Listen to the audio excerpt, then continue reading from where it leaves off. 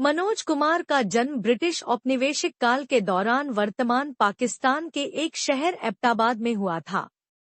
उनका असली नाम हरिकृष्ण गिरी गोस्वामी था। 1947 में भारत का विभाजन उनके परिवार के लिए एक दर्दनाक अनुभव था, जैसे कई अन्य लोग जो अपने पुश्तैनी घरों से उजड़ गए थे। गोस्वामी परिवार को शरणार्थी के रूप में दिल्ली जाने के लिए मजबूर होना पड़ा। उन्होंने अनिश्चितता और संघर्ष के साथ नए सिरे से शुरुआत करने के लिए अपना घर, संपत्ति और एक व्यवस्थित जीवन पीछे छोड़ दिया। एक बच्चे के रूप में मनोज कुमार भारतीय स्वतंत्रता आंदोलन से जुड़ी संघर्ष, बलिदान और देशभक्ति की कहानियों से बहुत प्रभावित थे। विभाजन के आघात ने उनके मानस पर गहरी छाप छोड़ी और इन भावनाओं ने बाद में उनके सिनेमाई विकल्पों को काफी प्रभावित किया। मनोज का फिल्मों के प्रति आकर्षण उनकी किशोरावस्था में ही शुरू हो गया था। वह दिलीप कुमार जैसे अभिनेताओं के काम से प्रेरित थे और वास्तव में उन्होंने फिल्म शबन देखने के बाद मनोज कुमार नाम अपनाया था। वह एक गैर फिल्मी पृष्ठभूमि से थे। उनका इंडस्ट्री में कोई गॉडफादर नहीं था और भारतीय फिल्म उद्योग अत्यधिक प्रतिस्पर्धी था। शुरुआती वर्षों में उन्हें अस्वीकृति और वित्तीय कठिनाइयों का सामना करना पड़ा। वह बॉम्बे चले गए और काम के लिए स्टूडियो के दरवाजे खटखटाने लगे। उस समय के कई संघर्षशील लोगों की तरह वह मामूली घरों में रहते थे, अजीबोगरीब नौकरियां करते थे और बिना थके ऑडिशन देते थे। उन्होंने 1957 की फिल्म फैशन से अपने करियर की शुरुआत की, लेकिन यह काफी हद तक किसी का ध्यान नहीं गया।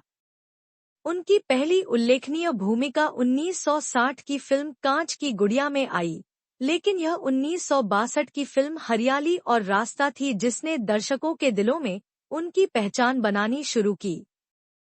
उनके अच्छे लुक्स, स्क्रीन पर उनकी मौजूदगी और रोमांटिक आकर्षण ने उन्हें और भी कई भूमिकाएं दिलाईं और 1960 के दशक के मध्य तक मनोज कुमार एक लोकप्रिय अभिनेता बन गए थे।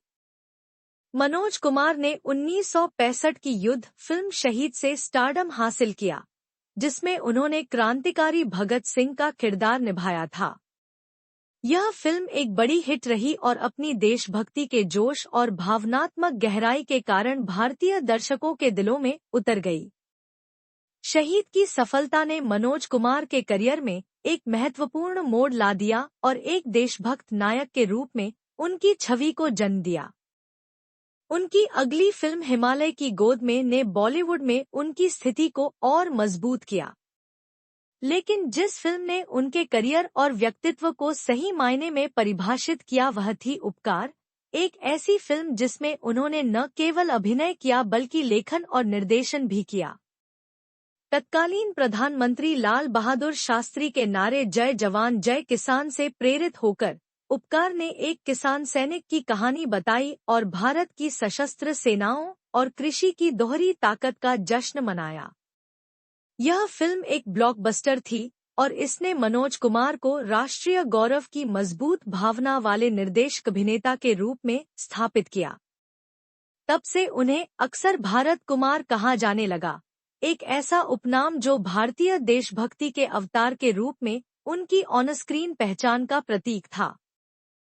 उपकार के बाद मनोज कुमार ने हिंदी सिनेमा में अपने लिए एक अलग जगह बनाई। वे देशभक्ति और सामाजिक रूप से जागरूक फिल्मों के पर्याय बन गए, जबकि अन्य अभिनेताओं ने विभिन्न प्रकार की भूमिकाएं निभाईं।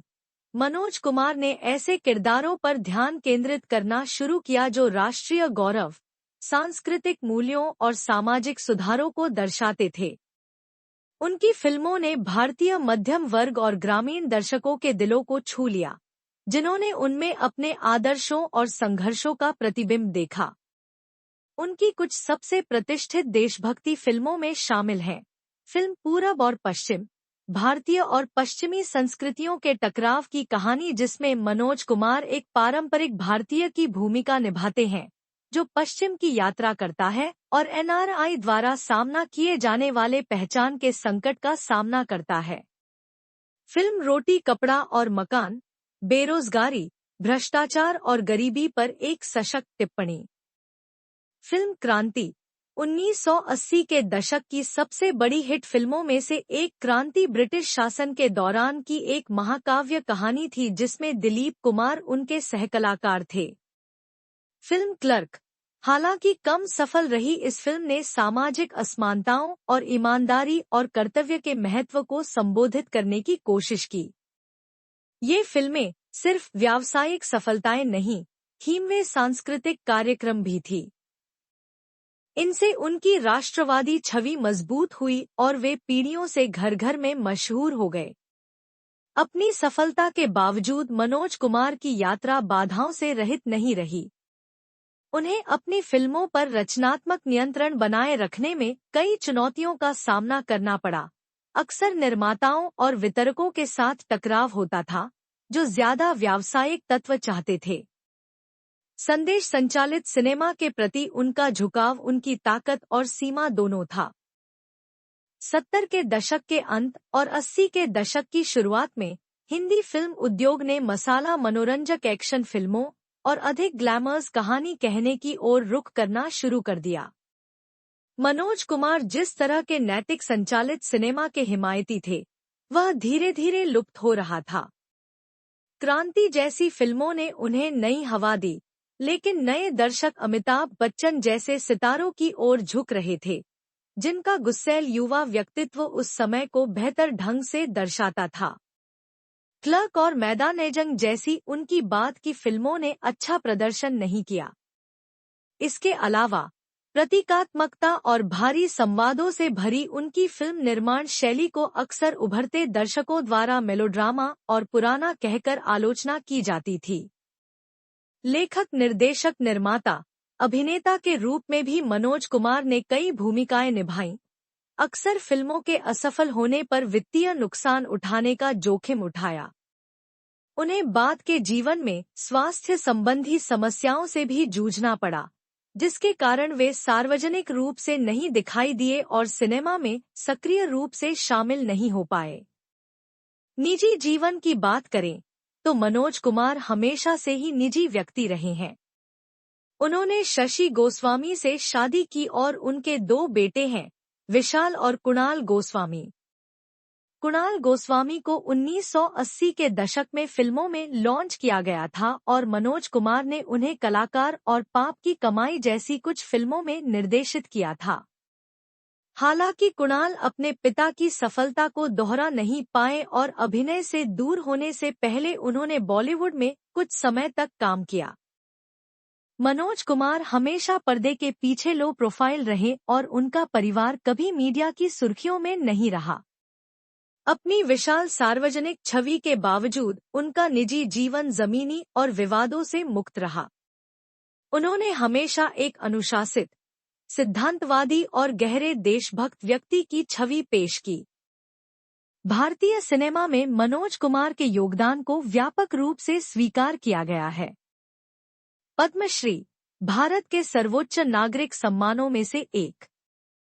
दादा साहब फाल्के पुरस्कार भारतीय सिनेमा में आजीवन उपलब्धि के लिए दिया जाने वाला सर्वोच्च पुरस्कार। उपकार के लिए सर्वश्रेष्ठ निर्देशक का राष्ट्रीय फिल्म पुरस्कार।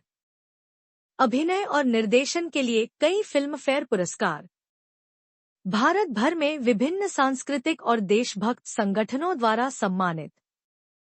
उन्हें राजनीतिक नेताओं और सांस्कृतिक प्रतीकों द्वारा समान रूप से सम्मानित किए जाने का दुर्लभ गौरव भी प्राप्त था, जो कला और राष्ट्रीय चेतना के बीच की खाई को पाटते थे। मनोज कुमार को केवल एक अभिनेता या फिल्म निर्माता के रूप में ही याद नहीं किया जाता है, उन्हें एक खास तरह के भारत के प्रतीक के रूप में याद किया जाता है। अपनी फिल्मों के माध्यम से उन्होंने गरीबी, पहचान, परंपरा और आधुनिकता से जूझ रहे देश की कहानी सुनाई। उनके पात्र प्रायः आदर्श पुरुष होते थे जो अपने राष्ट्र के प्रति निष्ठा और प्रेम के साथ चुनौतियों का सामना करते थे। उन्होंने फिल्म निर्माताओं की पीढ़ियों को सिनेमा में सामाजिक संदेश बुनने के लिए प्रेरित किया। सुभाष घई जैसे निर्देशकों और यहां तक कि समकालीन कहानीकारों ने भी उनके प्रभाव को स्वीकार किया है।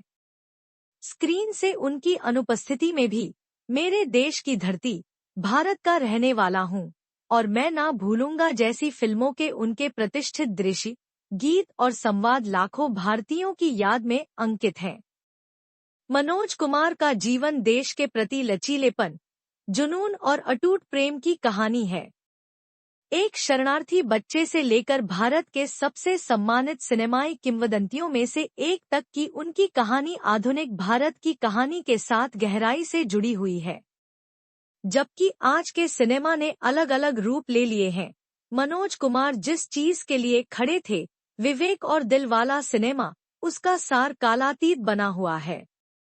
भारत कुमार के रूप में उन्होंने न केवल देशभक्ति वाली फिल्मों में अभिनय किया,